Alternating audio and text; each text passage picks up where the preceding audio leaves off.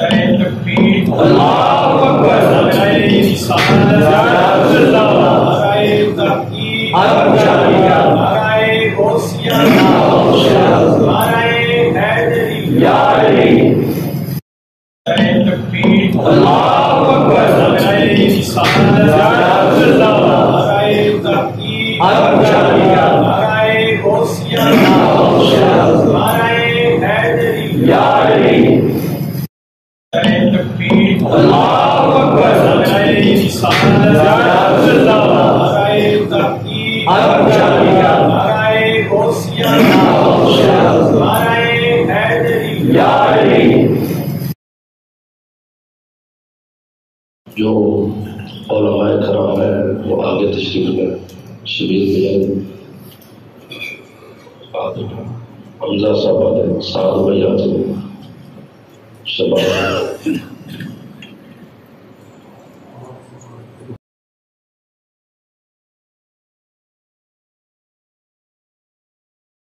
آگے بڑھیں۔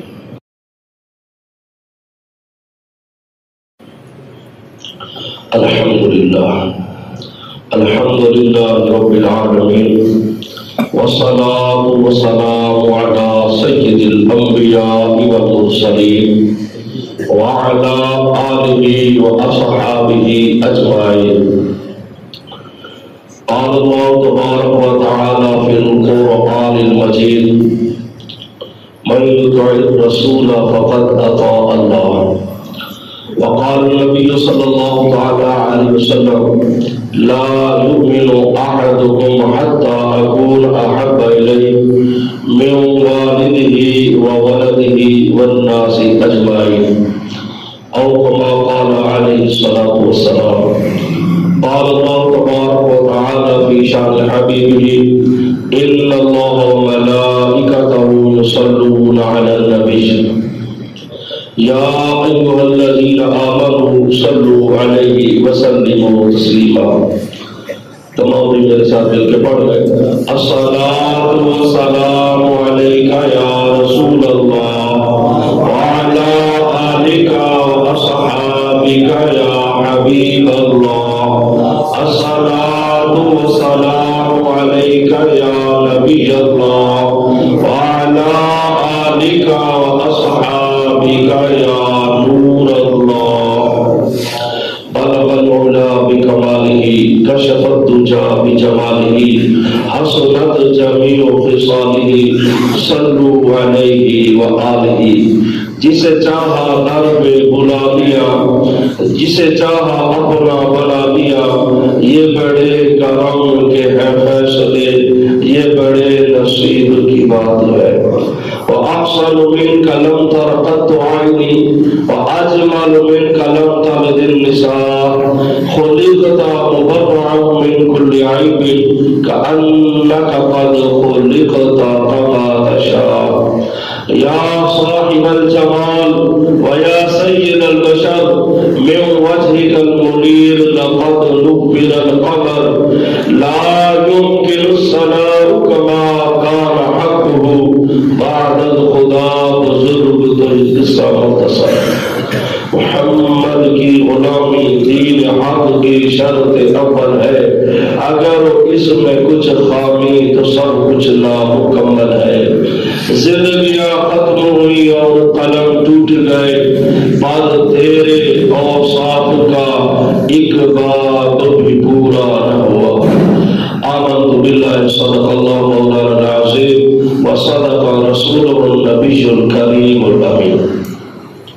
حمد و صلاۃ کے بعد اللہ رب العزت کی پاک بارگاہ میں دعا ہے جو ہم یہ محفل مبارکہ حدیث اور درس حدیث کے سلسلے میں، حضور کی شان و عظمت کے سلسلے میں ہم نے یہ رکھی ہے، اللہ تبارک و تعالیٰ قبول فرمائے۔ اس کے اندر جس نے جس طرح کا تعاون کیا، اللہ تبارک و تعالیٰ سب کا تعاون قبول فرمائے۔ خاص طور پر ہمارے ان مقتدیوں نے جنہوں نے درس حدیث مکمل سنا ہے اور مزید جو نیت ہے آئندہ وہ کتاب شروع کرنے کی، اللہ تبارک و تعالیٰ اس کے اندر استقامت بھی عطا فرمائے، توفیق بھی عطا فرمائے، اور یہ ہمارے ہی حصے کے اندر آیا۔ اللہ کا شکر ہے کہ درس حدیث روزانہ حضور علیہ السلام کا ایک فرمان سنتے بھی ہیں، کوشش کرتا ہوں سمجھانے کی کہ سمجھ بھی آ جائے، اور اللہ تعالیٰ اس کے اوپر ہمیں عمل پیرا ہونے کی بھی توفیق عطا فرمائے۔ حضور علیہ السلام کی شان و عظمت تو بہت زیادہ ہے، ہم نے ربیع الاول شریف میں بھی ہم سنتے رہے ہیں پورا مہینہ، اور پھر یہ ربیع ثانی کا جس کے آج 18 تاریخ ہے۔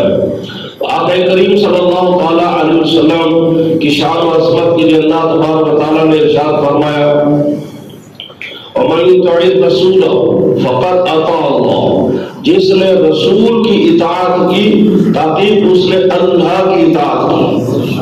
ایسا فرمایا اس لیے کہ حضور علیہ السلام آقا کریم صلی اللہ تعالیٰ علیہ وسلم کی شان و عظمت یہ تھی کہ آپ اپنی خواہشات سے کچھ بھی نہ بولتے تھے نہ کرتے تھے۔ خود قرآن اس چیز کا گواہ ہے، فرمایا وَمَا يَنطِقُ عَنِ الْهَوَىٰ إِنْ هُوَ إِلَّا وَحْيٌ يُوحَىٰ، یہ وہ محبوب ہے جو اپنی خواہشات سے بولتے ہی نہیں ہے، یہ صرف وہی بولتے ہیں جو ان کی طرف وحی آتی ہے۔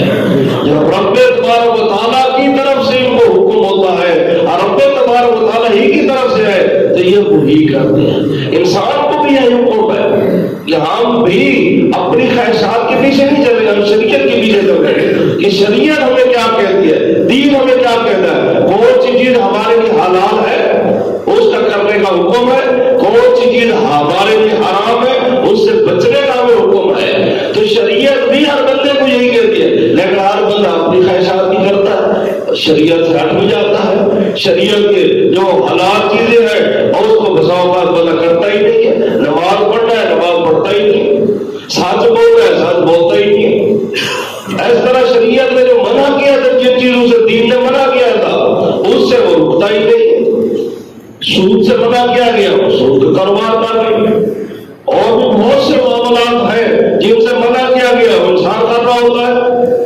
تو یہ دیکھنا ہے کہ حضور علیہ السلام کی شان عظمت ایسی تھی کہ آپ ہر اعتبار سے اعلیٰ سے اعلیٰ ہیں، کیونکہ رب نے آپ کے لیے ارشاد فرمایا اِنَّا أَعْطَيْنَاكَ الْكَوْثَرَ، کہ اے محبوب ہم نے آپ کو خیر کثیر عطا فرما دیا، کوثر عطا فرما دی۔ کوثر کو مانا خیر کثیر، اے محبوب ہم نے آپ کو بہت زیادہ عطا فرما دیا۔ یہاں پہ علماء بیٹھے ہیں، یہاں پہ یہ دیکھیں کہ آگے صفت ذکر ہی نہیں کی کہ اے محبوب ہم نے آپ کو کوثر عطا کر دیا۔ کیا کوثر عطا دیا، کیا بہت زیادہ دیا، ایک چیز بھی ذکر نہیں کی۔ کیا ہے محبوب اگر گائے کیا جاتا، کیا ہے محبوب ہم نے آپ کو علم بہت زیادہ عطا فرمایا۔ تو حضور علیہ السلام علم کے اندر تو بہت زیادہ ہو جاتے تھے، لیکن اور چیزوں میں کمی آ سکتی تھی۔ اور حضور کی شان و عظمت یہ ہے کہ کمی والا کوئی صیغہ، کمی والا کوئی لفظ حضور کے کمی والی کوئی بات ہے ہی نہیں، ہر چیز اعلیٰ سے اعلیٰ ہے۔ فرمایا اے محبوب ہم نے آپ کو خیر کثیر عطا فرمایا، علم دیا تو اعلیٰ علم دیا، حسن دیا تو اعلیٰ حسن دیا، شان دی تو اعلیٰ شان دی، خاندان دیا تو اعلیٰ خاندان دیا، ہر شے اعلیٰ سے اعلیٰ حضور علیہ السلام کو ملی ہے۔ اور حضور کی شان یہ ہے کہ وَمَا يَنطِقُ عَنِ الْهَوَىٰ إِنْ هُوَ إِلَّا وَحْيٌ يُوحَىٰ، اور اسی لیے آپ میں حکم ہے کہ وَمَن يُطِعِ الرَّسُولَ فَقَدْ أَطَاعَ اللَّهَ، جس نے رسول کی اطاعت کر لی تاکہ اس نے اللہ کی اطاعت کی۔ اور یہ کئی مرتبہ اللہ تعالیٰ کا الفاظ کے ساتھ قرآن مجید کے اندر یہ آیات طیبہ آئی ہے جس کے اندر یہ بتایا گیا ہے، جس کے اندر یہی بتایا گیا کہ بہت بڑی کامیابی یہی ہے۔ آج ہم کہتے ہیں یہاں عہدہ مل جائے، یہ سیٹ مل جائے، یہ سلطنت مل جائے، یہ چیز مل جائے، یہاں جو ہے رشتہ ہو جائے، یہاں نوکری لگ جائے، کامیابی ہو جائے گی، یعنی یہ کامیابی ہو جائے گی۔ لیکن قرآن نے کہا کہ وَمَن يُطِعِ اللَّهَ وَرَسُولَهُ فَقَدْ فَازَ فَوْزًا عَظِيمًا، جس نے اللہ اور رسول کی اطاعت کر لی، اس کا حکم مان لیا، اس نے بہت بڑی کامیابی حاصل کر دی۔ یعنی بہت بڑی کامیابی یہ نہیں ہے کہ یہ چیزیں مل جائیں، یہ چیزیں تو زندہ ہے ویسے مل جاتی ہے۔ بہت بڑی کامیابی یہ ہے کہ بندہ رب کا فرما بردار بن جائے، رب کے ہر اوامر کو جو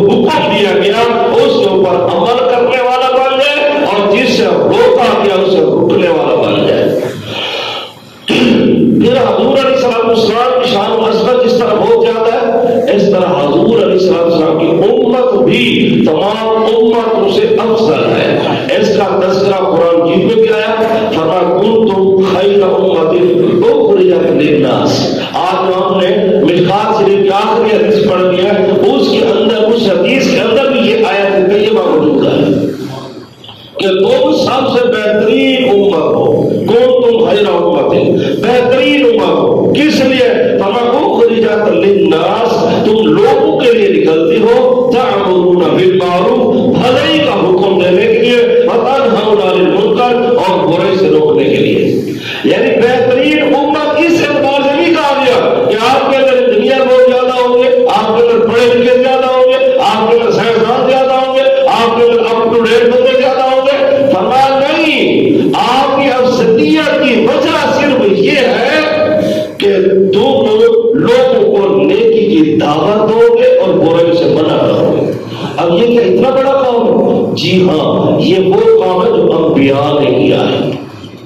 یہی کام تو انبیاء کا کہ لوگوں کو نیکی کا حکم دیتے تھے، لوگوں کو برائی سے منع کرتے تھے، حرام کی دعوت دیتے تھے۔ لوگ ہر جگہ جھک جاتے تھے کہ بس جس کو دیکھتے وہ اس کو خدا مان لیتے تھے۔ پچھلی امتوں میں یہی تھی۔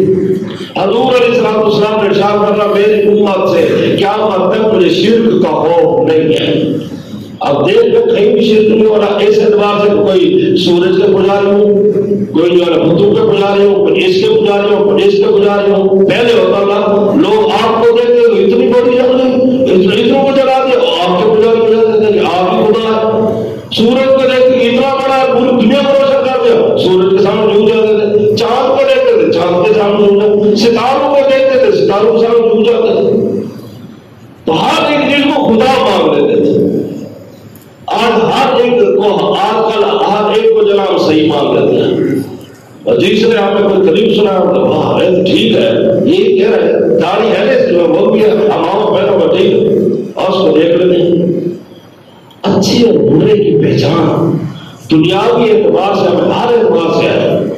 بچہ جب بیمار ہوتا ہے نا تو مکینک کے پاس نہیں لے جاتے، ڈاکٹر کے پاس لے جاتے ہیں۔ ایسا سائنس چلتی ہے کہ اس نے کام نہیں کرنا، ادھر کر رہا ہے، ادھر پتہ چلتا ہے۔ پھر ڈاکٹر ہر جگہ بیٹھے ہیں لیکن ہم ایک کے پاس جاتے ہیں کیونکہ وہ صحیح ہے۔ تو جب دین کی بات آتی ہے، آپ میرے گھر سے ساتھ والے سے پوچھ رہے مسئلہ یہی ہے، وہاں یہی ہے، تو وہ تو یہ کہہ رہے ہیں وہ مولوی کی بات ہے، اس طرح ٹگا دیتے ہیں۔ ادھر ہر ایک کوئی بات، ادھر بھی تو دیکھیں نا کہ کون ہے مسئلہ بتانے والا، کون ہے دین پڑھنے والا، کون ہے دین سمجھنے والا۔ دین کے اعتبار سے ہم بہت بساؤ بار پیچھے ہو جاتے ہیں، دنیا کے اعتبار سے ہم جو ہے ہر جگہ دیکھتے ہیں۔ ایک چھوٹی سی دکان بھی لینی پڑے نا کچھ بھٹوں کی، اس کے لیے بھی ہم سال میں کوشش کرتے ہیں، محنتیں کرتے ہیں، پورا بازار میں دیکھیں گے، سمجھیں گے کہ ادھر دکان لینی چاہیے نہیں لینی چاہیے، کرنا چاہیے نہیں کرنا چاہیے، کون سا کاروبار کرنا چاہیے کون سا نہیں کرنا چاہیے، سارا کچھ اس بارے میں سوچتے ہیں، سارا کچھ اس بارے میں کرتے ہیں، پھر جا کر ایک دکان کھولتے ہیں۔ اور دین کا اتنا بڑا مسئلہ ہے کہ بات حرام تک پہنچ گئی ہے، دین طلاق کیا ہو گئی ہے۔ ساتھ والے سے پوچھ رہے ہو کہ کہہ رہے نہیں منظور، وہ کہہ رہے ٹھیک ہے چلو۔ کتنے لوگ ایسے ہیں کہ دین طلاقوں کے بعد چاولوں کی دیکھ بانٹ دیتے، چاول بانٹ لے ٹھیک ہے۔ شریعت کا مسئلہ سنو، ہم نکاح کر دیتے ہیں بچوں کو، شادیاں ہو جاتی ہیں، مسئلے کی وجہ سے ہمارے یہاں ساری عوام کے ذہن میں یہ بیٹھا ہوا ہے کہ جب وہ غصہ ہے نا بیوی کو تین طلاق دے دے۔ اور شریعت کا حکم یہ ہے نہیں، شریعت کا حکم تو یہ ہے نہیں، شریعت کا حکم تو یہ تھا کہ فاعذوہن، قرآن کی میں فاعذ کر رہے ہیں، فرمایا اگر وہ نشوز ہو جائے، نافرمان ہو جائے، سب سے پہلا حکم قرآن نے دے دیا فاعذوہن، تم ان کو نصیحت کرو، ان کو بٹھا تو سمجھاؤ، تمہاری بیوی ہے تم اس کو سمجھاؤ، فاعذوہن۔ ہم یہ مانتے ہی نہیں ہیں، پتہ ہی نہیں ہے، نصیحت کرتے ہی نہیں ہے، سمجھتے ہی نہیں ہے، فاعذوہن۔ پھر فرمایا وَاہْجُرُوهُنَّ فِي الْمَضَاجِعِ، ان کو بستر الگ کر دو۔ یہ کام کرتے نہیں، یہ بھی قرآن حکم دے رہا ہے۔ یہ کام تو فاعذوہن والا نہیں کیا، آگے بھی نہیں کیا، اور اس کے بعد حکم ہے وَاضْرِبُوهُنَّ، اس کو مارو، تھوڑا بہت مارو، مارتے ہی نہیں ہے تو مار ہی دیتے ہیں۔ تھپڑ مارنا بھی تو مارتے ہی ہوتے نا غصے کے ساتھ، وہ مارتے نہیں ہیں، یہ کام کرتے نہیں ہے۔ صلاح کے تین تھی، ہم پہلی مرتبہ دے دیتے ہیں، پھر کہتے ہیں راستہ نکالو. ایک مسئلہ صرف ہوتا ہے. اس طرح کئی مسائل ہیں جو حرام تک پہنچ جاتے ہیں اور پوچھتے دیکھیں پوچھتے ہیں تو بس مانتے بالکل کیا ہے اپنے خیشات کے مطابق. یہی کام تو یہودیوں کا تھا. یہودی دین سے کیوں دور ہوئے تھے؟ قرآن مجید میں کئی آیات کہی ہے کسی بات میں کہتا ہے صرف یہ کہ اپنی خواہشات نے ان کو بات کیا تھا. اور آج وہی ہے کہ آج آپ اپنی خواہشات کے پیچھے پڑ جاتے ہیں. میری خواہش یہ ہے، میری خواہش یہ ہے، چاہتا یہ ہے، ہونا یہ ہے، جو خواہشات کے مطابق ہے بس وہ کس طرح نکالا ہے. اس کی وجہ سے ہم جو ہے نا بساؤ بات ڈوب جاتے ہیں. تو دین کو سمجھو، پھر کس سے سمجھنا ہے. اب کوئی بھی آج ہمیں بخاری شریف کے حدیث سنا کے چلا جائے، کیوں؟ ہم نے بخاری پڑھ کی ہے تو عاشق رسول سے پڑھیں گے نا. بے عشق محمد جو پڑھتے ہیں بخاری، آتا ہے بخار ان کو، بخاری نہیں آتی. بخاری کے لیے عشق رسول تو ہونا چاہیے. محدثین جتنا گزرے ہیں وہ بڑے عاشق رسول تھے. اور پھر صرف عاشق رسول، پھر عالم دین، پھر بہت بڑے محدث. یہ جو بخاری شریف کی کتاب رکھی ہے، بخاری شریف 3 لاکھ حدیث یاد. آج ہمیں یاد کوئی ایک حدیث یاد، یہ 40 حدیث یاد، یا 50 حدیث یاد. ہاں ہمیں جو ہے نا باہر کتنا بہت بڑے ان کے نام سب کے یاد ہوں گے. یہ دین ہے، یہ مسلمانیت. حضور علیہ الصلوۃ والسلام کے صحابہ کرام کے جو نام ہے جو حدیثوں کے اندر مذکور ہے وہ تقریباً 7,000 صحابہ کرام کا نام ہے. 7 صحابہ کرام زیادہ ہیں، 1 لاکھ سے زیادہ ان کی تعداد ہے. لیکن جو نام ملتے ہیں صحابہ کرام کے وہ 7,000 ملتے ہیں. پھر عمر نام کے کئی صحابہ ہیں لیکن نام ایک ہے. اس طرح ایک کی نہ گیس، اس طرح 7,000 صحابہ کرام کا نام یاد ہمیں یاد یہ پتہ نہیں. اور کوئی اب چھوٹی سی بات بتا دیں ہم اس کے مان لیتے. تو خدا را دیکھیں، اصل چیز دیکھیں کہ آپ کہاں جا رہے ہیں، کس طرف جا رہے ہیں. تو یہ جو اللہ کا شکر الحمدللہ مسجد والے جو نماز کی ہے، خاص طور پر فجر کی نماز پر، ان کو پتہ ہے کہ جب میں یہاں پہ آیا تھا تو میں نے پہلے نماز کے احکام ایک کتاب ہے جس میں نماز کے ہے وہ سارا الحمدللہ بیان کیا تھا. لوگ مسائل بھی پوچھتے تھے، یعنی نماز کا سارا طریقہ، وضو کا، غسل کا سارا بیان کیا ہے. اس کو بولتے تھوڑا تھوڑا تھوڑا تھوڑا ترتیب سے بیان، تاکہ جو قریب ہے نا ان کو وضو بھی پتا ہو، غسل بھی پتا ہو، نماز کا پتا ہو. پھر نماز ایک نہیں ہے، پھر نماز قضا ہو گئی تو اس کا کیا حکم ہے، نماز ادا ہے تو اس کا کیا حکم ہے، فرض نماز ہے اس کا کیا حکم ہے، سنت نماز اس کا کیا حکم ہے، پھر جو ہے نفل نماز ہے اس کا کیا حکم ہے، عید کی نماز ہے اس کا کیا حکم ہے، مسافر ہے اس کی نماز کا کیا حکم ہے. تو کتنے صرف نماز کے مسائل میں کتنے مسائل آ جاتے ہیں. پھر سیرت مصطفیٰ الحمدللہ اس مسجد میں بیان کی ہے. حضور علیہ السلام کی سیرت یعنی حضور کی پیدائش سے لے کر حضور کی وصال تک کیا کیا ہوا تھا، کہاں کہاں جنگیں کی تھی، کہاں کہاں حضور تشریف لے گئے تھے، کس عمر میں کیا کیا تھا، جوانی کیسے گزاری، حضور علیہ السلام نے بڑھاپا کیسے گزارا، مکی کی زندگی کیسے تھی، مدنی زندگی کیسے تھی، سفر میں کیسے تھے، کہاں کہاں غزوات میں تشریف لے گئے، یہ سارا کچھ میں نے بیان کیا تھا الحمدللہ. اس مسئلے میں اپنے مقتدیوں میں سنو.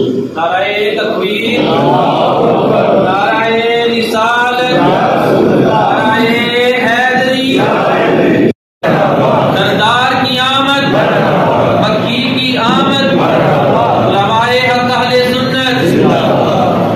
اس کے بعد الحمدللہ 2012 میں یہاں پہ 10 سے قرآن شروع کیا گیا، جو قرآن پاک ترتیب کے ساتھ ایک ایک آیت، 2 آیتیں، 3 آیتیں پڑھ کے الحمدللہ 2018 میں یہ ہمارا قرآن پاک کا ختم ہوا تھا. اس ٹائم بھی ہم نے اس طرح محفلیں سجائی تھی، رات کے ٹائم محفل تھی، شام کے بعد قرآن پاک ختم کیا تھا. اس کے بعد میں نے مشکات شریف، یہ کتاب ہے مشکات شریف، ایک اصل مشکات کتاب ہے. اس کے شرح میں، اردو شرح میں 8 جلدیں لکھی گئی ہیں، یہ سامنے کھڑی ہیں یلو کلر کی. یہ مفتی احمد یار خان نعیمی گجرات نگر ان کا مزار ہے. انہوں نے 8 جلدوں میں اسی ایک مشکات کی ہر حدیث کی شرح لکھی اور ترجمہ کیا اور ساتھ تشریح کیا. تو یہ الحمدللہ 2018 آخری حدیث پڑھنی ہے. یہ پوری ہو گئی 8 جلدیں یہاں اس مسجد کے اندر. 8ویں جلد کے اندر الحمدللہ میرے ساتھ ہمارے قاری صاحب نے بھی غلام مصطفیٰ مدنی انہوں نے بھی تعاون کیا.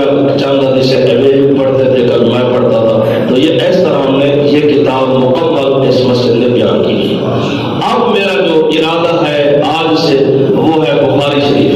یہ ہے بخاری شریف کی کتاب. یہ جلد اول ہے, یہ جلد ثانی ہے. یہ 2 جلدیں ہیں امام بخاری نے لکھی ہے. یہ وہ بخاری شریف ہے جو قرآن پاک کے بعد کتابوں میں جو افضل کتاب ہے. قرآن شریف کے بعد ہماری اس امت کے اندر, اللہ پہلی امتوں کے اندر جو قرآن ہے اس طرح زبور تورات انجیل آج کل صحیح نہیں ملتی, وہ افضل ہے. اس کے بعد نا ان کو بولتے ہیں کلام اللہ, اللہ کا کلام. اس کے بعد جو بندوں نے لکھا ہے حضور کا فرمان ہے, یہ بخاری شریف کے حدیث جو امام بخاری نے لکھا ہے. یہ بہت بڑے محدث گزرے ہیں. 11 واسطوں میں یہ حضور علیہ السلام تک پہنچ جاتے ہیں. مطلب یہ حدیث میں نے اسے سنی ہے, اس نے اسے سنی, اس نے اسے سنی, اس طرح 11 واسطوں تک یہ حضور علیہ السلام تک پہنچ جاتے ہیں. ان کو 3 لاکھ حدیثیں یاد تھی. 1 لاکھ حدیثیں سند کے ساتھ یاد تھی. سند یہ حدیث میں نے اسے سنی, اس نے اسے, اس نے ایک حدیث کی سند. اس طرح ان کو 1 لاکھ حدیثیں یاد تھی, 2 لاکھ بغیر سند کی یاد تھی. لیکن اس بخاری کے اندر جو حدیثیں ہیں, اگر یہ جو مقررات ہیں ان کو نکال دیں تو یہ 4,500 حدیثیں بنتی ہیں. اب جو لوگ کہتے ہیں کہ بخاری پہ دکھاؤ, تو بخاری میں صرف 4,500 حدیثیں ہیں.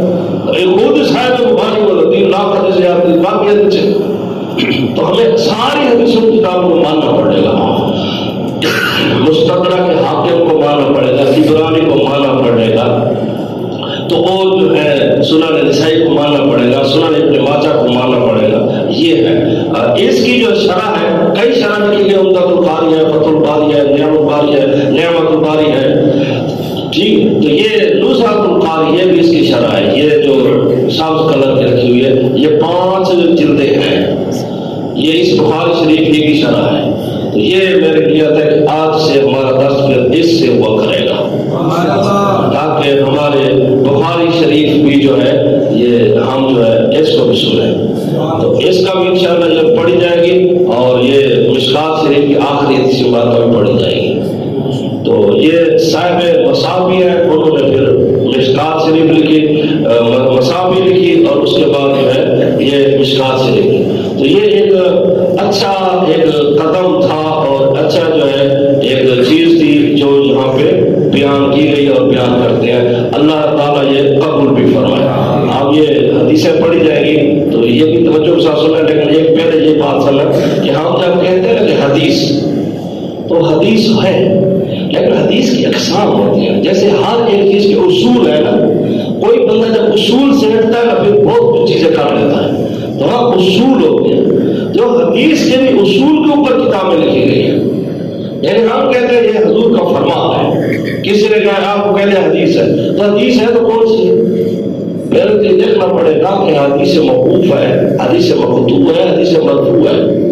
ایسے پھر مان ہے, پھر اس کی تعریفیں ہیں کہ مرفوع حدیث کون سی ہوتی ہے, موقوف کون سی ہوتی ہے, مقطوع کون سی ہوتی ہے. پھر دیکھنا پڑتا ہے اس کا کہ یہ صحیح حدیث ہے, مطلب یہ ہمارا ہوتا ہے, ہمارے یہ چیز صحیح ہے, یہ چیز غلط ہے, یہ بات نہیں ہوتی. صحیح کی ایک تعریف ہے, جیسے یہاں بھی لکھا ہے الصحیح البخاری, اس کی ایک تعریف ہے کہ صحیح کس کو بولتے ہیں. کہیں لکھا ہوگا جامع, کہیں لکھا ہوگا سنن, تو سنن اور چیز ہے, صحیح اور چیز ہے, جامع اور چیز ہے, حدیث اور چیز ہے. پھر جو حدیث مرفوع اور ہے, حدیث موقوف اور ہے, حدیث مقطوع اور ہے. پھر آگے اس کا چلے جائے کہ دیکھنا پڑے گا صحیح ذاتی ہے یا صحیح غیری ہے, حسن ذاتی ہے یا حسن غیری ہے.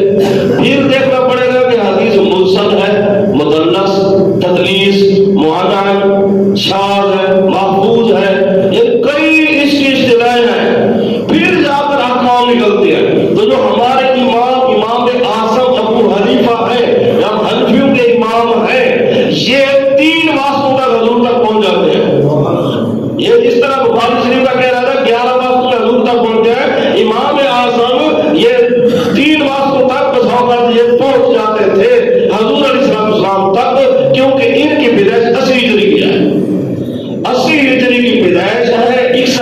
میں واقعہ کربلا ہو رہا ہے، 11 ہجری میں حضور علیہ السلام کا وصال ہو رہا ہے، 40 ہجری میں جو ہے حضرت علی کا وصال ہو رہا ہے، شہادت ہو رہی ہے، تو اس کے 40 سال بعد پیدا ہو رہا ہے، قریب قریب کے زمانے میں ہے، اور پھر وہ مجتہد ہے، پھر کئی مجتہدوں کا استاد ہے، وہ امام اعظم ابو حنیفہ بہت بڑے فقیہ ہیں، صرف محدث نہیں ہے، یہ صرف محدث تھے، وہ فقیہ نہیں ہے، لہذا ان کی بات زیادہ پاورفل ہوگی اور 3 وقت تک حضور تک پہنچ جاتے ہیں، کیونکہ ان کے دور میں صحابہ موجود تھے، 22 صحابہ اکرام موجود تھے اور 8 صحابہ اکرام سے آپ کی ملاقات ہے، اگر جس میں روایتیں مختلف ہیں، لیکن ایک روایت یہ بھی ہے کہ آپ کے دور میں 22 صحابہ اکرام موجود تھے اور 8 صحابہ اکرام سے برف سے نبی صاحب نے حدیث لی ہے، ان کے قریب بیٹھے ہیں، ان سے سنا ہے، ان سے حدیثیں لی ہے، اس بات سے آپ تابعی بزرگ ہیں،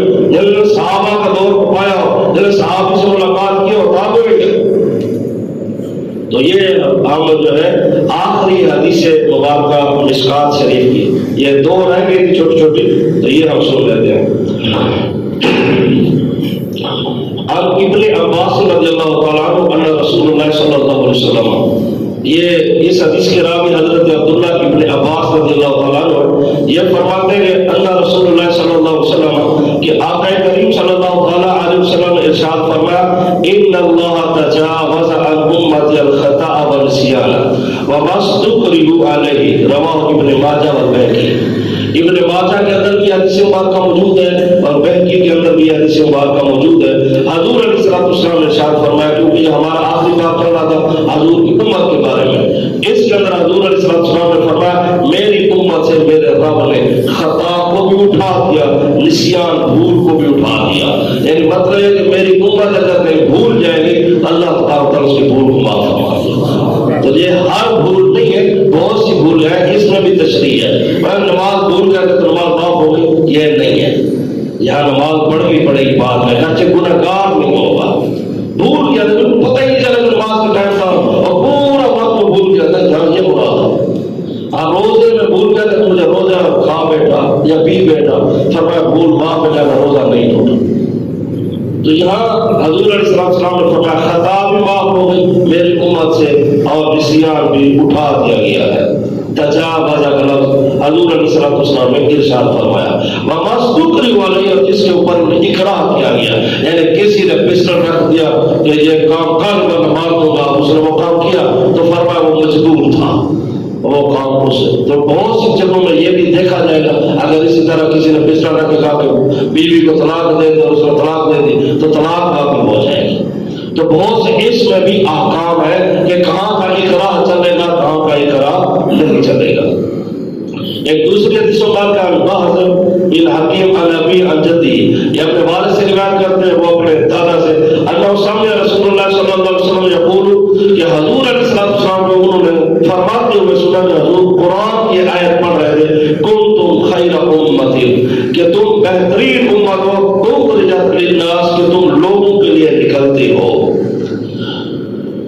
یہ اس کی آگے میں ساری ابھی بتا چکا ہوں۔ اس کے اندر پھر حضور علیہ السلام نے یہ فرمایا کہ انتم تتمون 70 امہ، میری امت 70 امتوں کی پورا کرے گی۔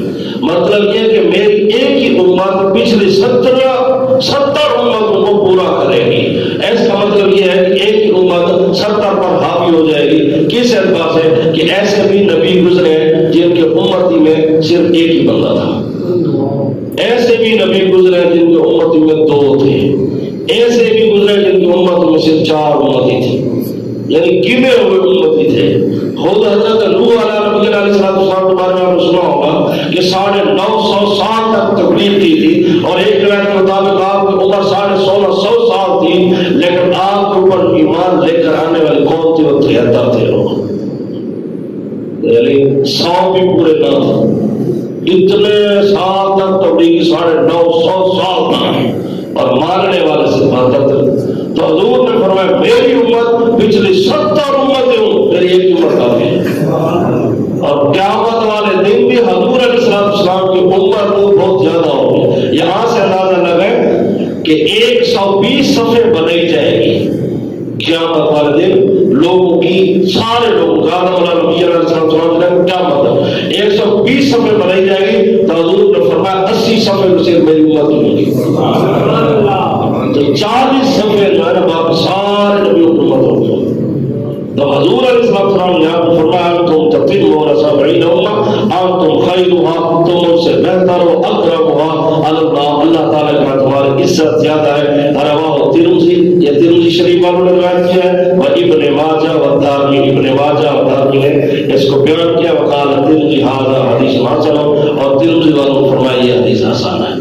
تو یہ الحمدللہ ہماری یہ کتاب مکمل ہو گیا، 5 سال لگے لیکن یہ الحمدللہ یہ کتاب ہماری مکمل ہوئی ہے، اللہ تبارک تعالیٰ قبول فرمائے۔ بخاری شریف کے پہلے درس مبارکہ آج میں پڑھ لیتا ہوں تاکہ جو ہے ہمارا یہ درس بخاری بھی آج شروع ہو جائے۔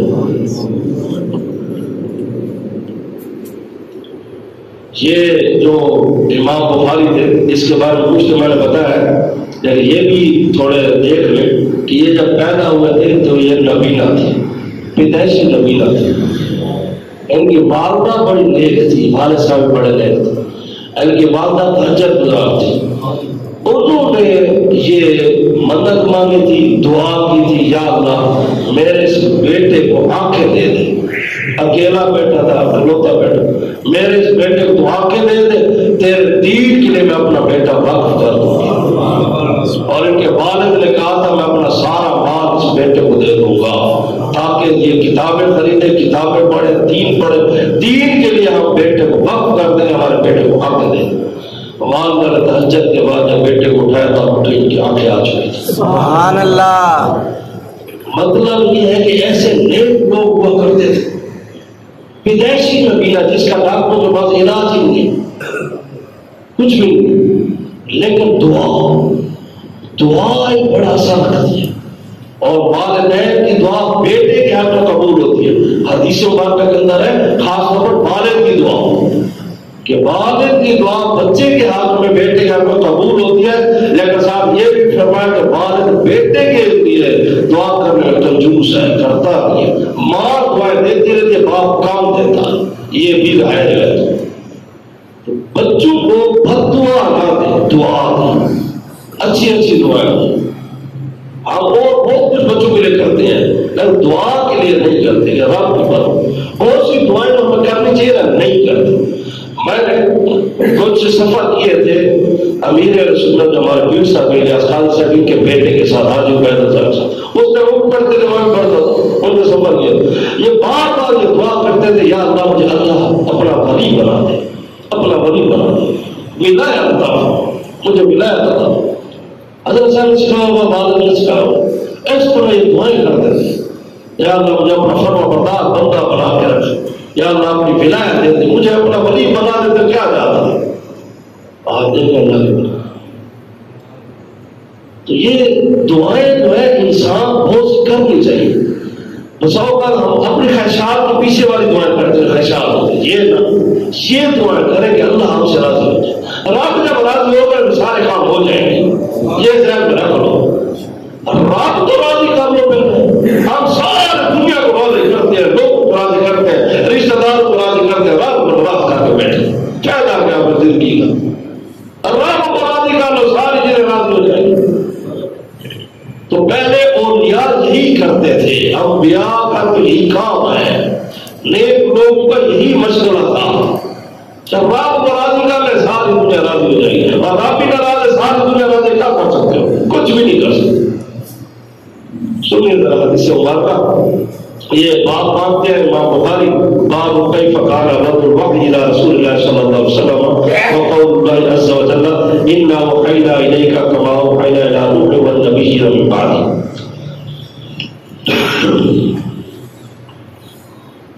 حدثنا الحمیدی قال حدثنا سفیان قال حدثنا یحیی بن سعید الانصاری قال اخبرني محمد بن ابراہیم التیمی انه سمع علقمة بن ابی وقاص الذي يقول سمعت عمر بن خطاب رضی اللہ تعالی عنہ على المنبر۔ یہ حدیث بات حضرت عمر فاروق اعظم کو جا کے رک دیا، یہ حضرت عمر فاروق اعظم فرماتے ہیں یقول سمعت رسول اللہ صلی اللہ علیہ وسلم یقول، میں نے حضور علیہ السلام کو فرماتے ہوئے سنا، حضور یہ فرما رہے تھے انما الاعمال بالنیات، کہ اعمال کا دار و مدار نیت پر ہے۔ یہ آسان حدیث ہے، تقریباً سب کو یاد ہوتی ہے، بخاری شریف کی سب سے پہلی حدیث مبارکہ ہے۔ آپ نے لکھی بھی اسی وجہ سے ہے تاکہ میری کتاب پڑھنے والا پہلے اپنی نیت ٹھیک کر لے، تاکہ یہ حدیث مبارکہ نیت ٹھیک کر لے، کیونکہ جب نیت صحیح ہو جائے گی، ارادہ صحیح ہو جائے گا، منزل آسان ہو جائے گی، پھر رب تبارک و تعالیٰ ہی کے لیے وہ سارا کچھ کرے گا۔ فرمایا انما الاعمال بالنیات وانما لامرئ ما نوى، فمن كانت هجرته الى دنیا يصيبها او الى امرأة ينكحها فهجرته الى ما هاجر اليه۔ فرمایا جس کی نیت ہو جس کی طرف تو اس کی ہجرت اسی طرف ہے، جس کی نیت ہو اللہ کی طرف، اس کے رسول کی طرف، اس کی ہجرت بھی اللہ اور رسول کی طرف ہے، اور جس کی ہجرت کسی عورت کی طرف ہو کہ اسے نکاح کر لو، یا دنیا کی طرف ہو یا وہ کما لو، فرمایا اس کی ہجرت اسی طرف ہی ہے۔ رب کی طرف ہجرت جس نے کی اس کو ثواب ملے گا، اور جس نے عورت کی طرف کی عورت مل جائے گی، اسے نکاح کر دے، اور دنیا کی طرف دنیا مل جائے گی، لیکن رب اور اس کا رسول تو تب ملے گا جب نیت یہ کرو گے کہ میری ہجرت بھی ادھر ہی ہے۔ جو خاص ایک موقع کے اوپر یہ حدیث مبارکہ نازل ہوئی ہے، یہ حدیث مبارکہ حضور نے فرمائی تھی، انشاءاللہ اس کا پھر بیان کیا جائے گا۔ اللہ ہمیں عمل کرنے کی توفیق عطا فرمائے۔ ٹائم کافی ہو گیا ہے، آپ کی مہربانی اور خاص طور پر مقتدیوں کی بھی اللہ تبارک و تعالیٰ ہم سے قبول بھی فرمائے، اللہ تبارک و تعالیٰ آسانی فرمائے، اس مسجد کو شاد و آباد فرمائے، جس کے ساتھ جس طرح کا ہمارے ساتھ تعاون کرتے ہیں سب کا تعاون اللہ تبارک و تعالیٰ قبول فرمائے۔ آمین آمین بجاہ النبی الامین صلی اللہ تعالی علیہ وسلم۔ میں تھا کیا مجھے کیا بنا دیا جی، میں تھا کیا مجھے کیا بنا دیا،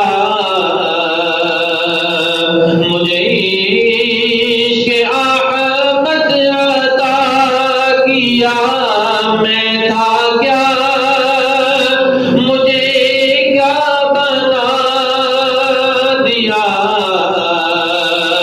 مجھے عشق احمد عطا کیا، مجھے عشق احمد عطا کیا، وہ بلا حضور کی آل کا، وہ بلا حضور کی آل کا، صلو علیہ عبادی، صلو علیہ عبادی۔